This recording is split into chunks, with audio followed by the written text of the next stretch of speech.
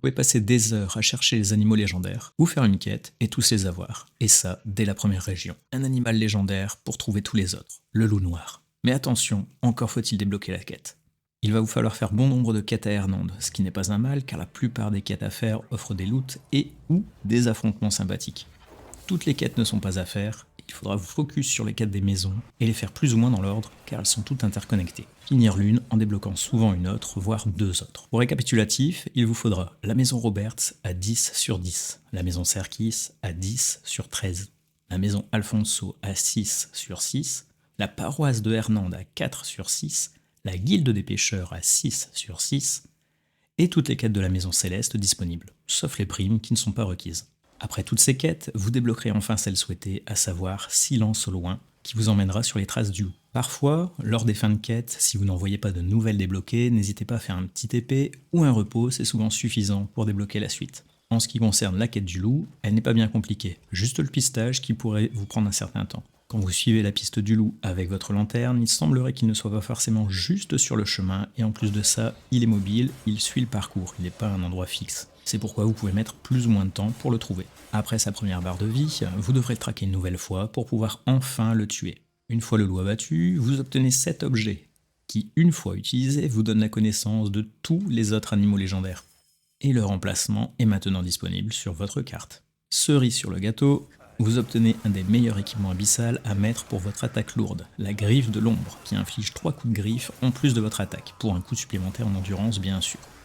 Maintenant qu'on a débloqué l'emplacement de tous les animaux, on va quand même parler un petit peu de l'intérêt de cette chasse aux légendaires. Mis à part l'aspect complétion du jeu, on a quand même quelques petites choses intéressantes. Côté généralité, notez que les herbivores vont looter des objets cosmétiques pour votre maison, et les carnivores de l'équipement. Et on a aussi quelques montures à récupérer. On va donc parler équipement et monture, désolé pour la déco, c'est pas ce que je préfère et j'ai pas pris le temps de tous les faire encore. Pour commencer, pour trouver un animal sans avoir à chercher sur la map pendant 10 minutes, passez simplement par le codex et utilisez le raccourci pour ouvrir la carte. Simple, rapide, efficace. Pour les montures, vous avez 3 chevaux de couleurs différentes. Le blanc étant le plus rapide, le noir le plus tanky et le rouge le plus offensif pour faire court. Plus vous avez d'endurance, plus vous aurez le droit à l'erreur pour le capturer. On a ensuite l'ours blanc, que vous trouverez au nord de la carte, à P1. Attention s'il vous attrape, pas mortel, mais ça peut faire mal quand même. En récompense, vous aurez une monture de combat plutôt sympa et un casque d'ours.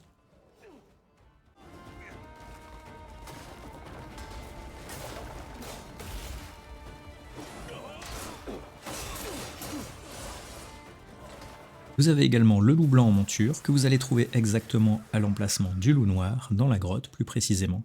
Monture qui peut combattre et se déplace à une vitesse convenable. Ici aussi, vous avez le droit à votre casque de camouflage en loup.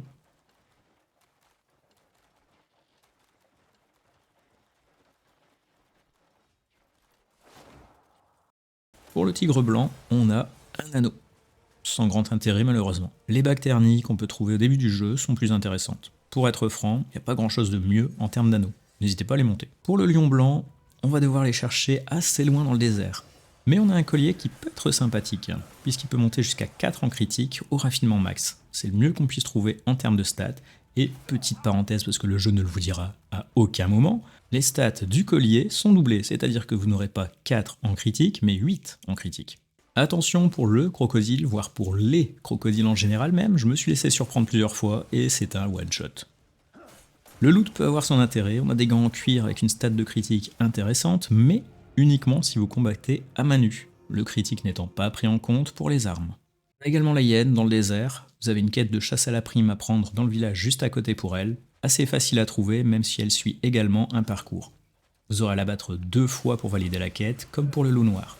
Si comme moi vous avez récupéré le cube abyssal demandant de tuer des hyènes, ça se validera assez vite ici, et vous aurez un équipement abyssal de rang 2 en bonus. Sinon, la hyène en elle-même vous laissera un équipement abyssal avec un pouvoir unique, et vous aurez aussi un casque de hyène en récompense de quête. Et je vous ai gardé le meilleur pour la fin bien sûr, de très loin, avec le lion noir, qui est un petit peu particulier, car même si son emplacement est indiqué, vous ne pourrez pas le trouver comme ça. Il faudra obligatoirement débloquer une quête qui devrait être disponible si vous avez déjà fini celle du loup noir. Si c'est pas le cas, essayez de faire quelques quêtes de maison supplémentaires dans Hernande ou éventuellement chasser quelques animaux. J'ai pas fait grand chose de plus pour ma part. La quête n'est pas visible d'office sur votre map comme beaucoup d'autres. Vous devrez vous rendre au manoir et parler à ce PNJ. Vous aurez une petite suite de quêtes, vous aurez différents PNJ à convaincre, rien de bien compliqué. Vous donnez des pots au chasseur, il sera content, et ensuite vous donnez soit de l'argent, soit du vin. Le vin étant extrêmement efficace si vous en avez, 2 bouteilles suffisent. Petite parenthèse d'ailleurs, gardez vos bourses pour les situations comme celle-ci, vous avez un PNJ avec qui vous voulez monter votre relation. C'est simple et efficace. Une fois que la quête vous pointe l'emplacement du lion, c'est bon, vous n'avez plus qu'à y aller et l'affronter.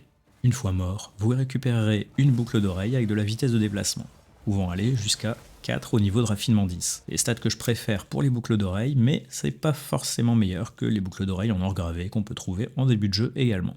Pensez surtout à finir la quête en retournant voir le chasseur. C'est peut-être là le plus important. Il vous aura laissé quelques objets dans la maison, et pas des moindres. Dans le coffre, vous trouverez le set complet de l'armure de Valor Trade pour Honka. Je vous mets un screen, n'ayant pas eu l'occasion encore de l'équiper sur Honka.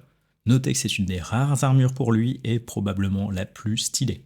Au final, vous voyez que côté loot, c'est plutôt mitigé, mais pour le fun, le défi, le voyage et tout ce que vous allez découvrir et looter en chemin, je pense que ça vaut largement le coup. À vous de choisir ce que vous voulez faire. Et pour ceux qui sont encore là, un petit aperçu du stuff avec lequel j'ai réalisé la plupart des affrontements de cette vidéo, si vous êtes curieux. Sur ce, à bientôt tout le monde!